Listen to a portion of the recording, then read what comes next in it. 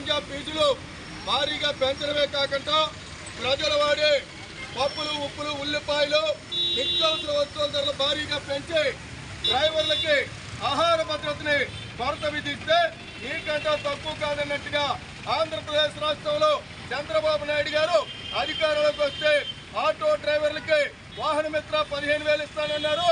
జరిమానాలు పెంచి GO number 2131 రద్దు చేస్తానన్నారు. అదేవిధంగా ఆటో అండ్ మోటార్ కార్మికులకి సంక్షేమ బోర్డు చేస్తామన్నారు. డీజిల్ పెట్రోల్ ధరలు తగ్గిస్తామన్నారు.